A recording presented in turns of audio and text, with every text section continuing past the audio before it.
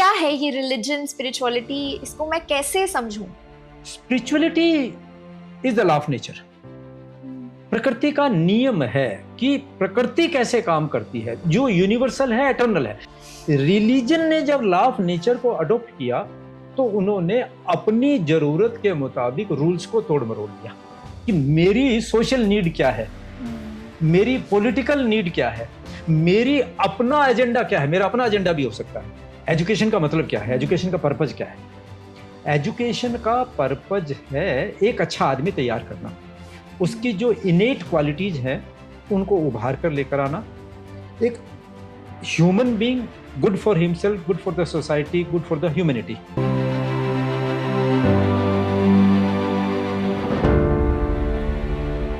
नमस्कार।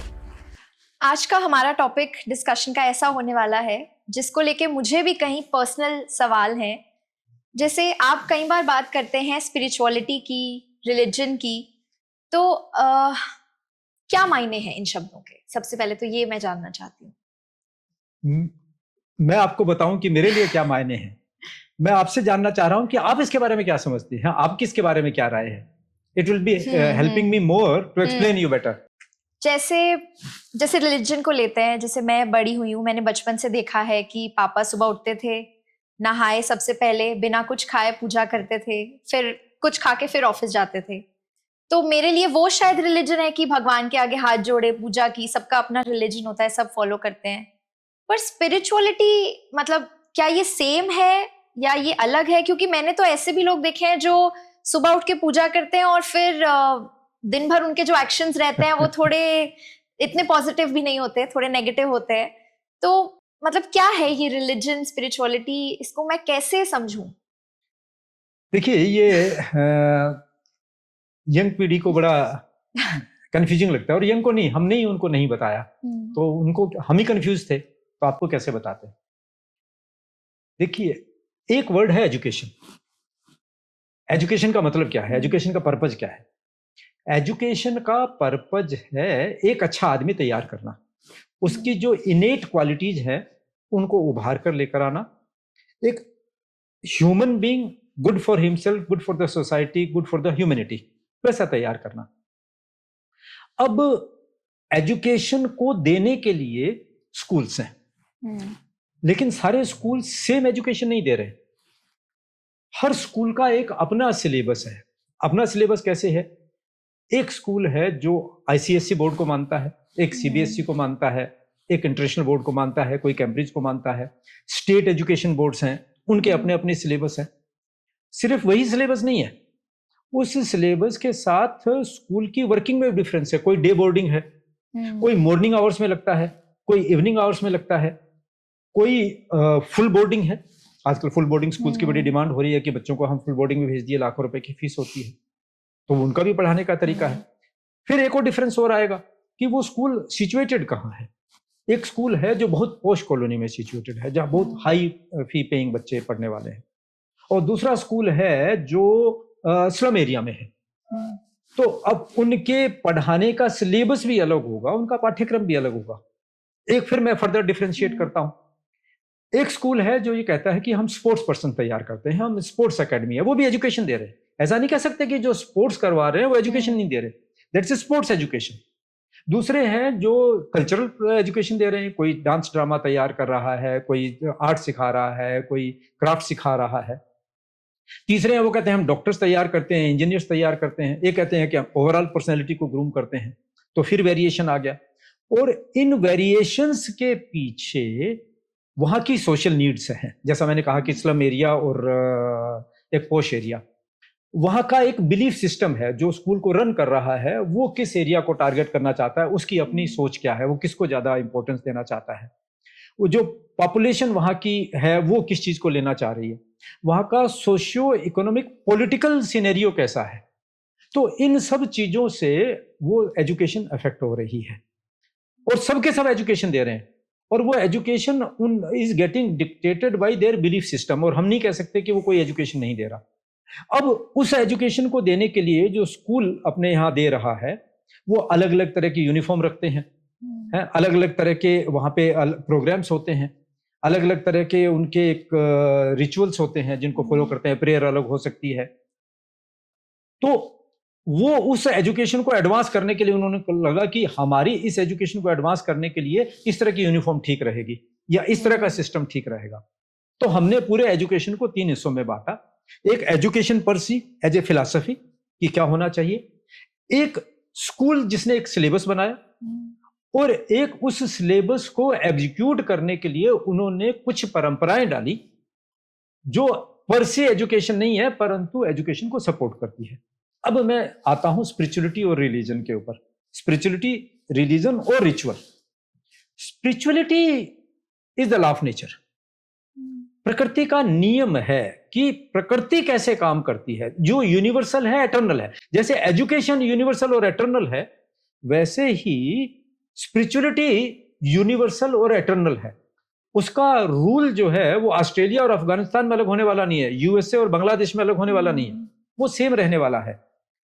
लेकिन उसे हर आदमी कैसे समझता है और उसको कैसे अपने लोगों को एजुकेट करता है, उसका एक अपना सिलेबस बनाता है, उसका नाम है रिलीजन।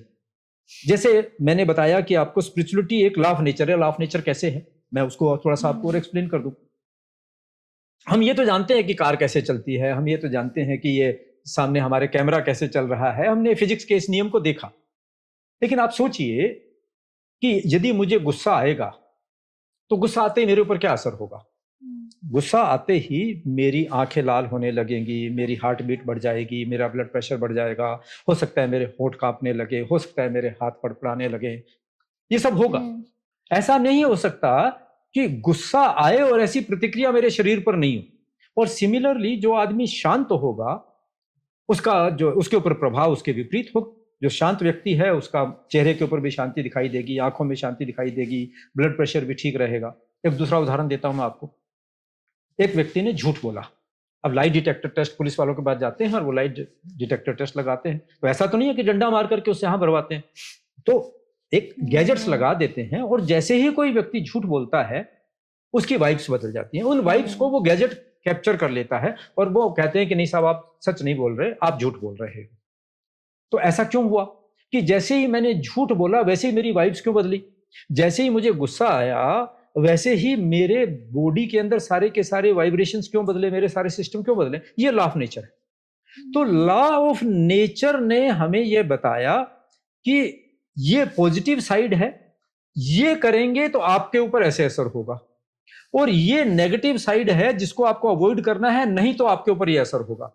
आप झूठ बोलेंगे, आप किसी की हिंसा करेंगे, किसी को मारेंगे, आप चोरी करेंगे, आप ग्रीडी रहेंगे, आप लस्ट में रहेंगे, आप फियर में रहेंगे, तो उसका आपके ऊपर क्या असर होने वाला है उसे हम चेंज नहीं कर सकते। हम ये नहीं कह सकते कि मैं गुस्सा तो करूंगा परंतु मेरा ब्लड प्रेशर ठीक रहे, बिकॉज वो यूनिवर्सल लॉ है। हम यूनिवर्सल लॉ को समझकर अपने लाइफस्टाइल को रेगुलेट तो कर सकते हैं, उस लॉ को चेंज नहीं कर सकते।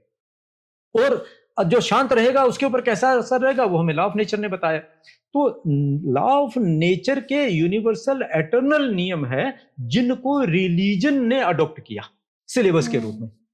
तो कोई भी रिलीजन ये नहीं कहता कि आपको झूठ बोलना चाहिए, कोई भी रिलीजन ये नहीं कहता कि आपको किसी को मारना चाहिए, कोई भी रिलीजन ये नहीं कहता कि आपको चोरी करनी चाहिए। मतलब नेगेटिव चीज कोई भी रिलीजन नहीं सिखाता। लेकिन कठिनाई कहां आती है, जो मैंने आपको सिलेबस वाली बात कही। रिलीजन ने जब लॉ ऑफ नेचर को अडॉप्ट किया तो उन्होंने अपनी जरूरत के मुताबिक रूल्स को तोड़ मरोड़ दिया कि मेरी सोशल नीड क्या है, मेरी पॉलिटिकल नीड क्या है, मेरी अपना एजेंडा क्या है। मेरा अपना एजेंडा भी हो सकता है, तो उसके मुताबिक मैंने उसके इंटरप्रिटेशन को तोड़ मोड़ कर पेश किया। तो वहां फिर हमें कंफ्यूजन पैदा होना शुरू हो जाता है। और उस रिलीजन के अंदर फिर वो रिचुअल्स आ गए।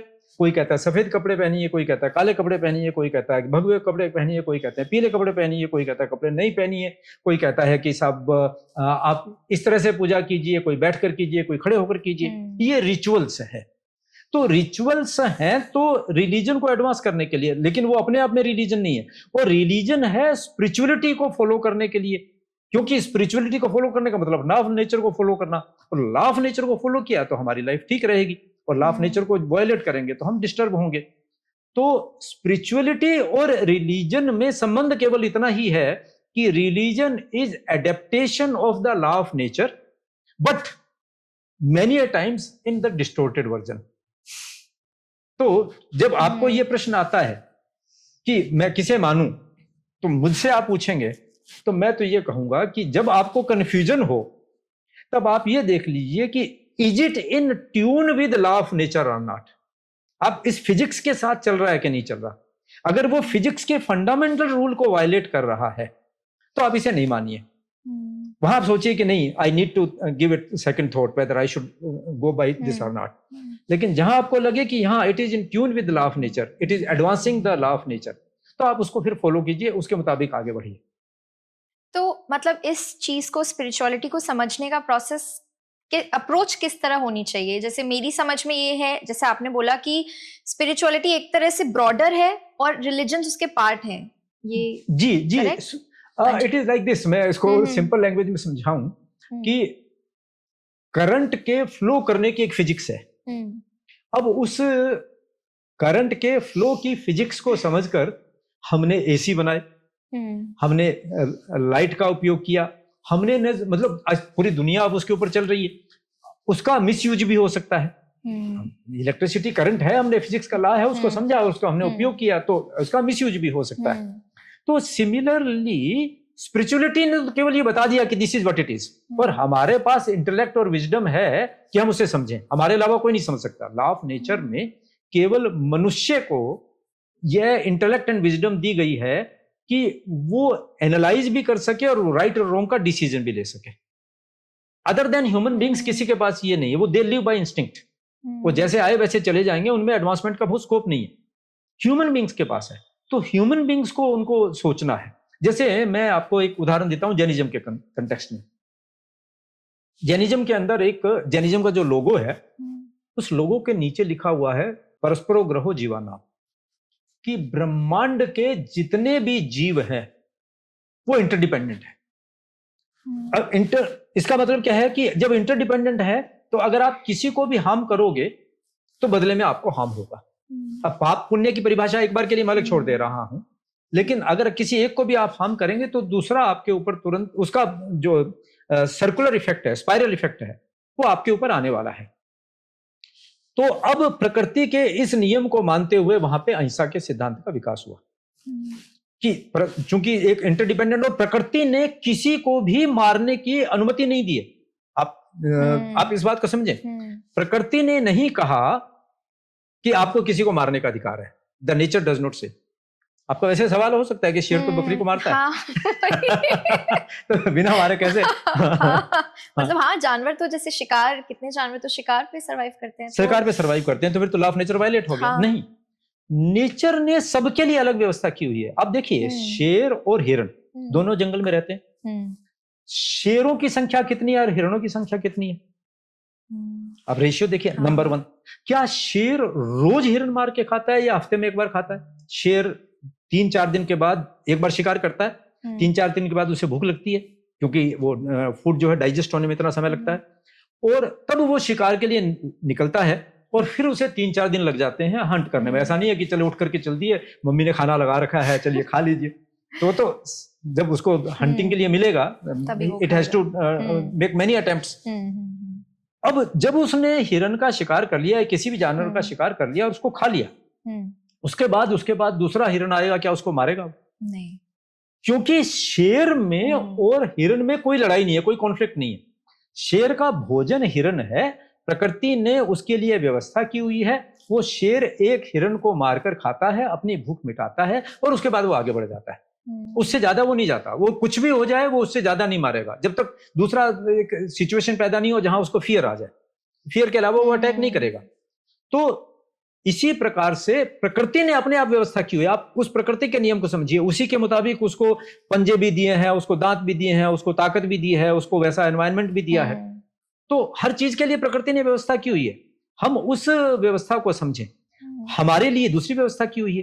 कई बार वेजिटेरियन खाना, जैसे जैनियों के लेकर बड़ा प्रश्न आ जाता है कि साहब बिना नॉन वेज के हम कैसे सरवाइव करेंगे। और जैन लोग तो नहीं मानते, क्योंकि वो परस्पर ग्रह जीवा नाम वाला एक सिद्धांत को मानकर चलते हैं। तो क्यों नहीं सरवाइव करेंगे? अब ये प्रश्न आएगा, बोलो साहब आदमी तो शुरू से ही नॉन वेज खाता रहा, लेकिन ये प्रश्न तो आएगा ना कि पहले बताइए, पहले जानवर हुआ कि पहले वनस्पति हुई? अब ये बताइए कि पहले जानवर हुआ कि पहले वनस्पति हुई? पहले तो वनस्पति ही है। जी। हाँ। तो पहले यदि वनस्पति आई तब जानवर पैदा हुआ, जिससे जानवर के लिए भोजन मिल सके। तो प्रकृति ने अपने आप व्यवस्था की। अगर आप कहें कि बिना जानवर खाए आप नहीं रह सकते, तो आप कैसे कैसे? फिर आप एक कदम आगे और चलिए, आप कहते हैं कि आदमी जो है हंटर गेदरर रहा, एक ये बात आती है। तो फिर एक सिद्धांत आगे चलिए कि एक पेड़ के ऊपर फल लगा हुआ है, आपको खाना है तोड़कर, और एक सामने जानवर है, उसका शिकार कर आपको खाना है और आपको भूख लगी है। आप दोनों में से किसको प्रेफर करेंगे? पेड़ से फल तोड़ करके खाएंगे, या जो सामने हिरन है या सामने कोई भी जानवर है उसके पीछे उस जमाने में दौड़ेंगे, उसको मारेंगे, फिर खाएंगे? दोनों में से आप किसको प्रेफर करेंगे? तो ऑब्वियसली जो आपके सामने पेड़ पर लटक रहा है उसे खाएंगे, लो हैंगिंग फ्रूट। तो ऐसा तो संभव है कि जानवर मर गए, उसके मांस को आपने भोजन के रूप में ग्रहण कर लिया, लेकिन आदमी ने अपना जीवन हंटर गेदरर के रूप में शुरू किया। न तो उसके शरीर की प्रकृति वो बताती है, न ही प्रकृति का नियम ये बताता है।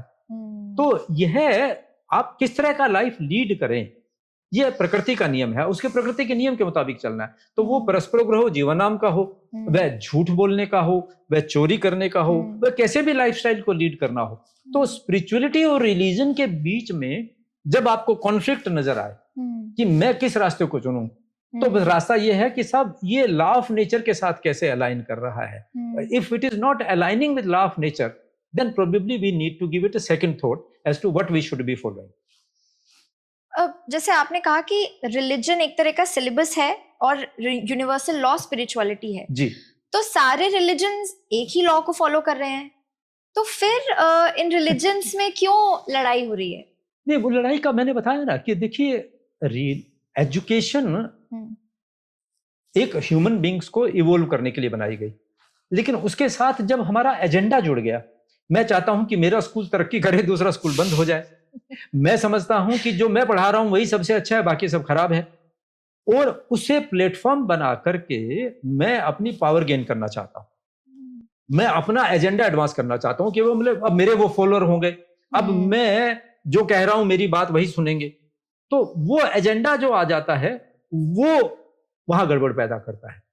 हम चूंकि डीप थॉट देने को तैयार नहीं है, गहराई से सोचने को तैयार नहीं है, गहराई से विचार करने को तैयार नहीं है, तो हम बाहर में जो आदमी हमें मोटे तौर पे बता देता है, जैसे आप तो टीचर हैं, तो आप जो बात कहती हैं बच्चों को वो मम्मी की भी नहीं सुनते। वो कह रहे हैं हमारी तो मैडम ने यही बोला, ये सही है। मैम ने बोला वही सही है, फिर वो मैथमेटिक्स का फार्मूला चाहे गलत ही बताया हो। हाँ। तो वही बात रियली, क्योंकि लोगों को उनमें फेथ होता है, श्रद्धा होती है, तो उसकी बात को मान लेते हैं। लेकिन जरूरी है कि देखिए, हर आदमी तो ये नहीं करेगा, लेकिन जो लीड करते हैं, जो सोसाइटी में एजुकेटेड हैं, जो इस बात का विवेक रखते हैं, उनको इस बात के ऊपर जरूर सोचते रहना होगा। उसको जरूर को इस बात को खोजते रहना होगा कि लॉ ऑफ नेचर क्या है और जो हमारी रिलीजियस प्रैक्टिसेस है वो क्या है, और जहां जहां उनको लगे कॉन्फ्लिक्ट है। अब देखिए, कौन से रिलीजन के अंदर ऐसा नहीं हुआ कि हमने बेहिसाब लॉ ऑफ नेचर को वायलेट किया। बहुतों ने रिफॉर्म किया, बहुतों ने रिफॉर्म नहीं किया। हमारे यहाँ क्या अनटचेबिलिटी नहीं रही? हमारे यहाँ क्या सती प्रथा नहीं रही? हमारे यहाँ विधवाओं को कितना कष्ट दिया जाता रहा। एक समय से हम गुजरे, हमने रिफॉर्म किए, हम उससे बाहर आए, और ये सारा का सारा रिलीजन के नाम पे हुआ। लेकिन आप गहराई से सोचे, इसका स्पिरिचुअलिटी से क्या लेना देना है, and how this could have become part of the religious practices. लेकिन आम आदमी तक इस बात को पहुंचाने के लिए रिलीजन एक बहुत बड़ा सहारा हो जाता है, those who want to command, तो वो उसको यूज करते हैं। लेकिन आज जब दुनिया इतनी पढ़ी लिखी हो रही है, तो फिर हमें ये सोचने की जरूरत है कि we don't get carried away by it. और गोल्डन रूल बड़ा सिंपल सा रूल है, झूठ बोलना पाप है, आप पाप पुण्य माने न माने, लेकिन यह मान लिया कि झूठ बोलना सही तो नहीं हो सकता, क्योंकि वो लॉ ऑफ नेचर के अगेंस्ट में। तो इसीलिए जब हम फूड की बात करते हैं हमारे प्रोग्राम्स के अंदर, जब हम लाइफस्टाइल की बात करते हैं, हम जब किसी भी प्रैक्टिसेस की बात करते हैं, तो हम इसी के साथ अलाइन करने की बात करते हैं। फूड का जब हम जिक्र करते हैं, तो कौन सा फूड आपके लिए है, कितने वक्त, किस समय खाना चाहिए, कितनी बार खाना चाहिए। लाइफस्टाइल की बात करते हैं, तो अगेन नेचर ने क्या प्रिस्क्राइब किया? नेचर ने कहा है कि आप सनराइज से पहले उठिए और सनसेट के थोड़ी देर के बाद आप सो जाइए, रात को इतनी देर नींद लीजिए। और नेचर ने ये भी प्रिस्क्राइब किया हुआ है कि अगर आप इतने बजे उठेंगे तो आपकी बॉडी में ये हार्मोन सिक्रीट होंगे, और अगर नहीं उठेंगे तो ये हार्मोन सिक्रीट नहीं होंगे, और उनमें से कौन से अच्छे हार्मोन है, कौन से खराब हार्मोन है, और वो बायोलॉजिकल क्लॉक नेचर के साथ अलाइन की हुई है। तो हमारे ट्रेडिशनल सिस्टम में बताया गया, आजकल तो हम कहते हैं वो भी तो दादाजी उठते थे, हमें तो उठने की जरूरत है नहीं।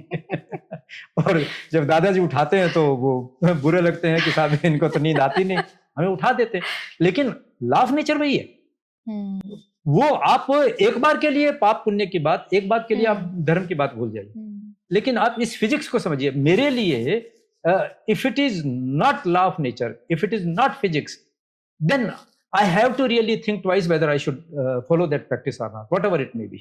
तो अगर इस रूप में हम समझेंगे तो फिर हमारे जितने भी चैलेंजेस हैं we will be able to overcome those challenges. मतलब एक तरह से स्पिरिचुअलिटी नेचर की देन है, जिसको लॉ ऑफ नेचर है, जिसको हम रिलीजन के थ्रू लोग समझते हैं जी, और अगर हम उस रिलीजन को टाइम बाय टाइम रिफॉर्म करते रहें तो बेहतर होगा, वरना पर्सनल ग्रीड से वो डाइवर्ट बिल्कुल डाइवर्ट हो जाएगा। मतलब जिसने हमारा सबसे बड़ा एडवांसमेंट करना चाहिए था, उसने ही हमारा सबसे बड़ा नुकसान किया, उससे हमें बचना है। आज की इस वैज्ञानिक युग में हम बच सकते हैं, तो ये हमें समझना। ठीक है, तो अब एक अंतिम सवाल मेरा ये है कि अब हम इस स्पिरिचुअलिटी को पर्सनल लेवल पे कैसे अचीव कर सकते हैं? नहीं, आप देखिए, आपका जो भी बिलीफ सिस्टम है, जो भी प्रैक्टिस आप कर रहे हैं, मैं ये कहूंगा कि काइंडली फॉलो इट। जहां आपका फेथ है आप उसको फॉलो कीजिए, लेकिन जहां आपको डाउट हो बस वहां आप ये देख लीजिए कि इसका कोई मतलब है कि नहीं है, whether it is in tune with law of nature. जैसे आपने कहा कि आपके पिताजी पूजा करते हैं, चले जाते हैं, उसका लॉ ऑफ नेचर से संबंध है। क्यों? कि जब वो पूजा करते हैं उनके मन में श्रद्धा का भाव होता है, उनके अंदर पॉजिटिविटी होती है, that is what the law of nature is asking. तो वही आप कीजिए, ठीक है? करेक्ट। तो थैंक यू सो मच इतनी इंसाइटफुल थॉट्स के लिए, और काफी कुछ आज मैं सोच रही थी स्पिरिचुअलिटी और रिलीजन एक ही चीज है और फिर भी सब आपस में पता नहीं क्यों लड़े जा रहे हैं, पर thank you so much for these thoughts, और हमारे साथ जुड़ने के लिए बहुत बहुत धन्यवाद।